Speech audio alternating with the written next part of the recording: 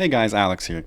So about a couple weeks ago, I made a H-1B visa video, which got pretty popular, and I would like to go into a deeper dive of that.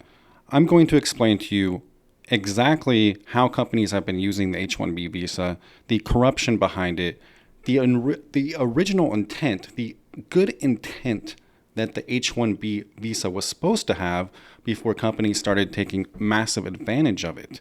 So I'm going to go over all of this today. This is an unscripted video like all my videos are, and I'm just going to talk off the top of my head and create some chapters afterwards. So the first subject I'd like to dive into today is the H-1B. What was the original purpose of it? And are we fulfilling that original purpose? The original purpose of the H-1B visa was to bring amazing workers to this country that cannot be fulfilled in the country. Very skilled overseas workers, which I think the purpose of that is amazing. I think that's a great idea. I think that's a great purpose. The original concept, the original idea of the H-1B visa was great. You couldn't come up with a better idea, right? And originally, it did help Silicon Valley. Originally, it did bring a lot of skilled workers to the country.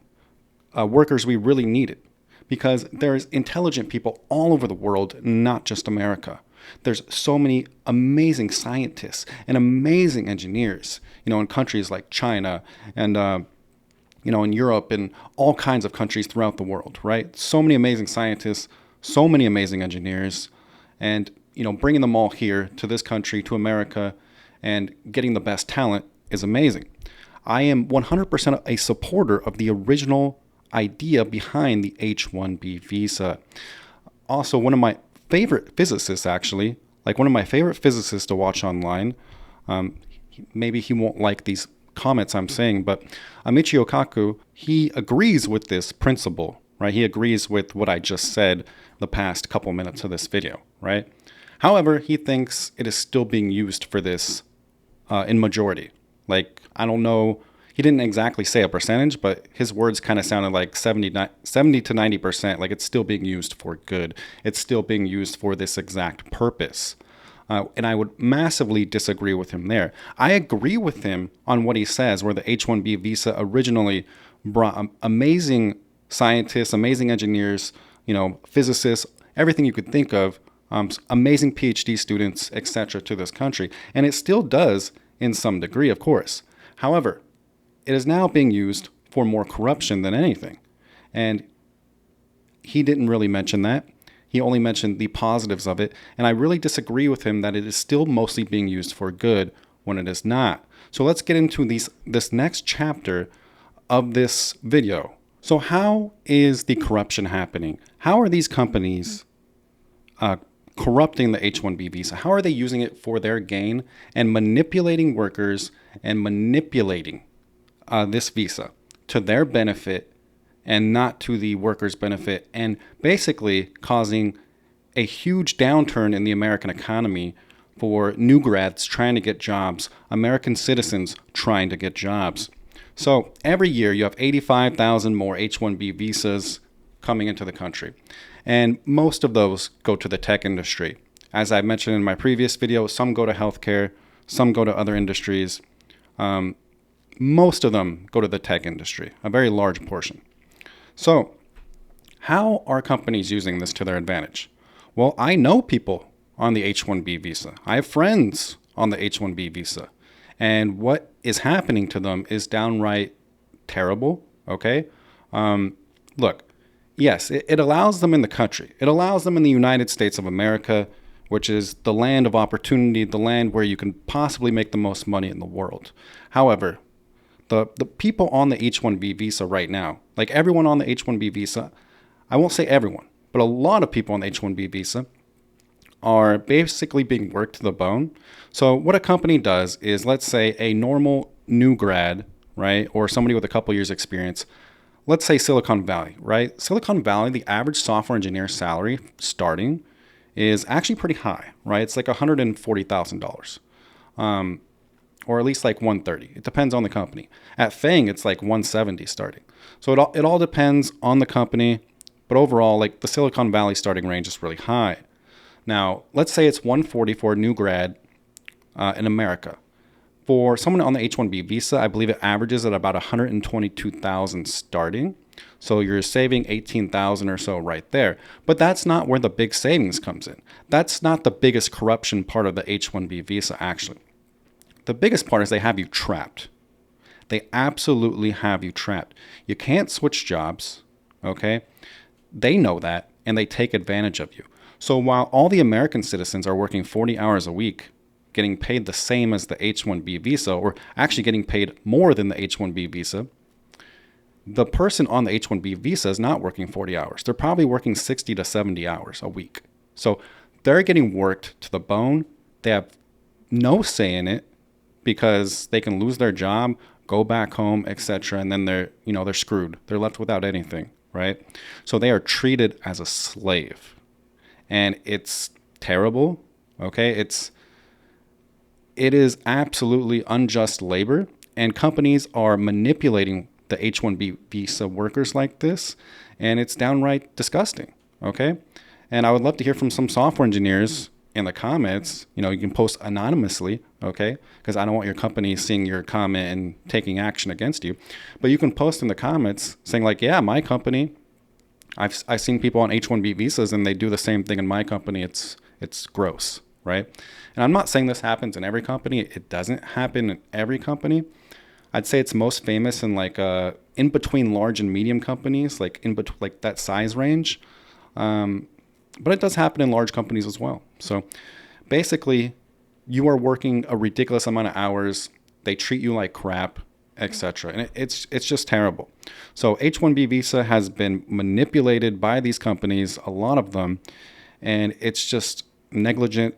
It's gross, it's inhumane, and it's just awful.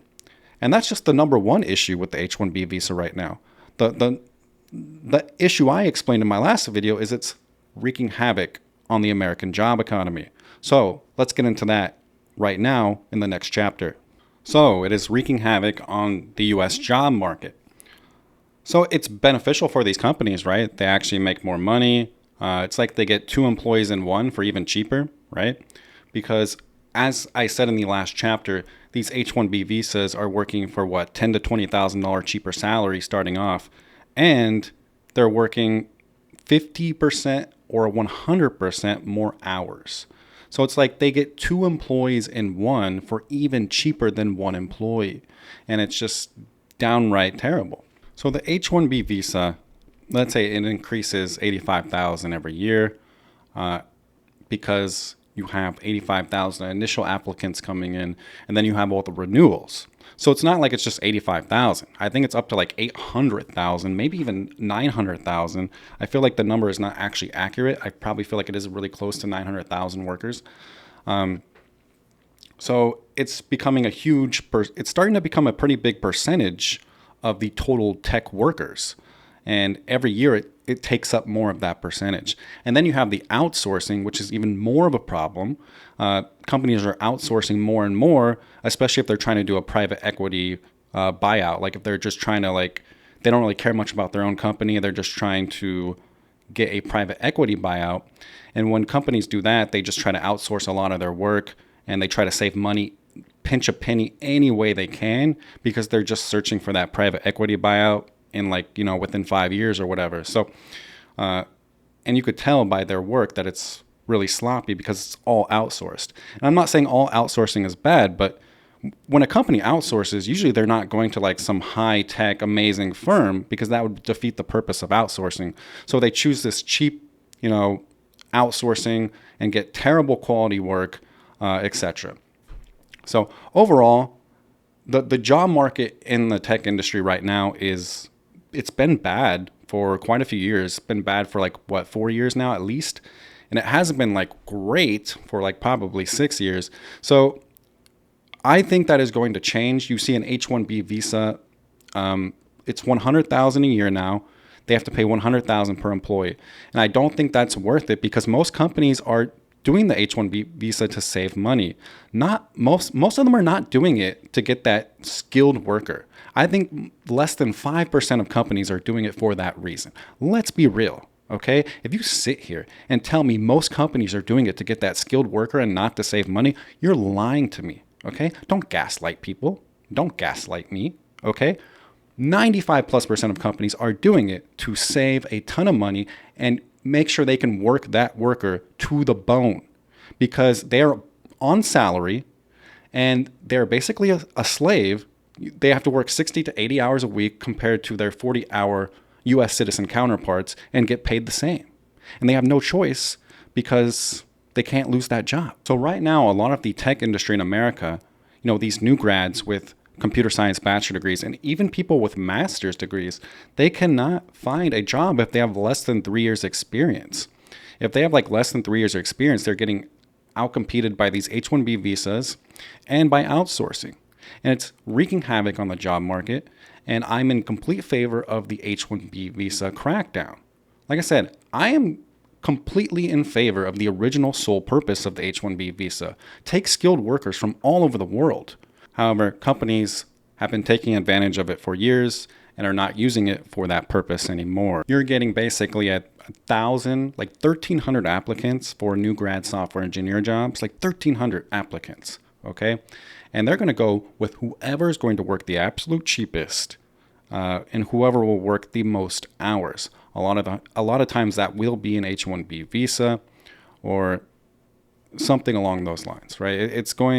Right now, the job market is quite terrible, and the H-1B visa has been contributing to that. It is bad for U.S. citizens getting a job, okay? And I will debate anybody who wants to, come on my YouTube channel and gladly debate that. U.S. citizens should be the priority when it comes to the job market. Now, I'm all in favor of, legal immigration and the original purpose of the H-1B visa, etc., right? This is the land of immigrants.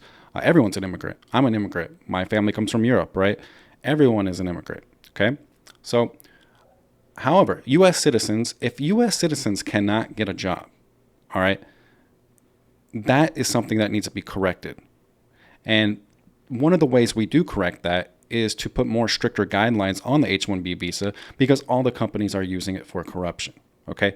If U.S. new grad citizens cannot get a tech job, that is a problem, okay? Anyone will tell you it's been so difficult for new tech grads to get a job, especially software engineering. So that is something that needs to change, and these companies are going to be forced to hire U.S. citizens again as new grads. And I think that will change very soon here in the next 6 to 12 months because you're going to have the H-1B visa crackdown, and you're also going to have a crackdown on outsourcing, which is coming very soon, which I'm very happy about. Now, this chapter I might keep a little short because I'm debating making an entire video on it. Now, in my last H-1B visa video you guys can watch on my channel, I mentioned that a company would have to pay $100,000 per H-1B visa now, which I don't think a lot of them would do, right? The whole purpose a lot of these companies are using it for is to save money. And $100,000 is, a lot of money. So you have the H-1B visa crackdown, and now you're going to have an outsourcing crackdown, which is called the Hire Act. So I don't know if this is passed quite yet, but what the Hire Act would do if it goes into effect, and I think it will eventually, I actually do think this will pass, is it'd be a 25% tax if you use an outsourced worker instead of a U.S. citizen worker. It'd be a 25% additional tax, which would really not make it worth it to outsource. You would basically hire somebody in the U.S. instead because it would almost kind of break even at that point. So you'd rather hire the part-time American worker instead of the outsourced worker. So that is something that might be coming as well, the Hire Act. So we're going to get the crackdown on the H-1B visa, and we're going to get a crackdown on outsourcing. And what does that mean? Well, I will explain in this next chapter called The Return of the Tech Market. So once these things are corrected, the H-1B visa crackdown, possibly an outsourcing crackdown, and overall the economy just changing for the better as well, it is very possible we will see the return of the tech market, actual new grads getting hired again. As I told you all many times before, economies do go in cycles, okay? They go in 6-7 year cycles historically, especially any job market for that matter. So I do think that the economy will turn around. I do think the tech job market will turn around, and you'll start to see a lot more people hired in the tech industry as new grads. So I'm very confident.